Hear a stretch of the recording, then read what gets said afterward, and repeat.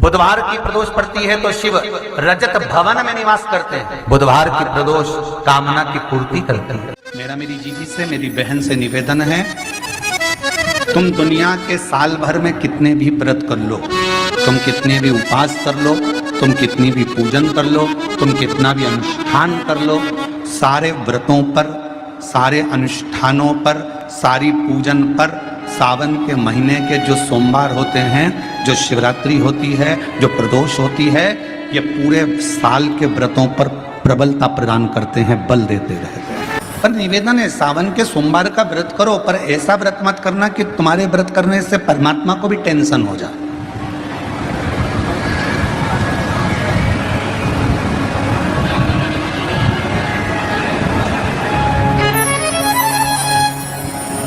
कई माताएं व्रत कर लेती हैं, मेरा सावन का महीने में व्रत है, पूरा 1 महीना व्रत करूंगी, 1 लौंग खाऊंगी, 1 गिलास दूध लूंगी, इसके सिवाय कुछ नहीं लूंगी, 1 फल खाऊंगी, इसके सिवाय कुछ नहीं। बहू बेचारी बोल रही, मम्मी शुगर ऊपर नीचे हो जाएगी,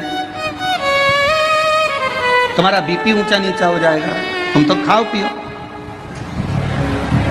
अब आपको पूरे महीने भगवान शंकर की आराधना भी करना है, पूजन भी करना है, अर्चना भी करना है, जाप भी करना है, कथा भी सुनना है, मंदिर भी जाना है, और मालूम पड़ा ऊपर से तुम बीमार पड़ गए।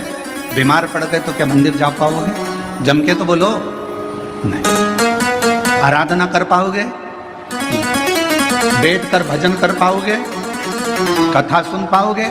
नहीं। इसलिए व्रत ऐसा करना जिस व्रत में तुमको भी टेंशन नहीं, तुम्हारे परिवार को भी टेंशन नहीं, और भगवान शंकर को भी टेंशन नहीं, किसी को चिंता नहीं।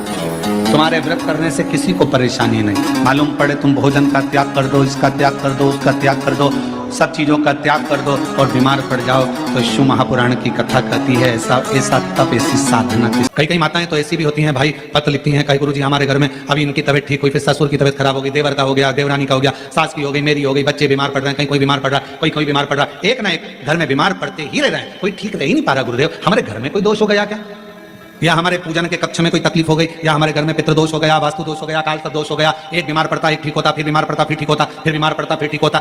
शिव महापुराण की कथा कर रही है, शंकर भगवान का चरित्र कर रहा है। सावन के महीने में प्रदोष का जो दिन है, 2 प्रदोष, श्रावण के महीने के 2 प्रदोष पड़ेंगे। किसी भी प्रदोष पर एक पीपल के पत्ते पर कनेर का पुष्प अपने घर के अंदर रख लीजिए प्रदोष के 1 दिन पहले, और प्रदोष वाले दिन उसको बहते हुए पानी में डाल दीजिए। जिंदगी में जो तुम्हारे यहाँ तकलीफ चल रही है, एक उठ रहा है, एक बैठ रहा है, एक बीमार पड़ रहा है, एक ठीक हो रहा है, फिर बीमार पड़ रहा है, फिर ठीक हो रहा है, ये ठीक हुआ, फिर इसको हो गया, फिर इसको कुछ हो गया, फिर किसी को कुछ हो गया, अर्थात शिव का नाम लेकर। और फिर ध्यान देना, इस क्रम को करने के लिए आपको तुम रुकेश्वर महादेव का नाम लेना पड़ेगा। कौन से महादेव का नाम बोलना है? तुम रुकेश्वर महादेव, जिन्होंने भगवान शंकर की विदल भक्ति को धारण करा।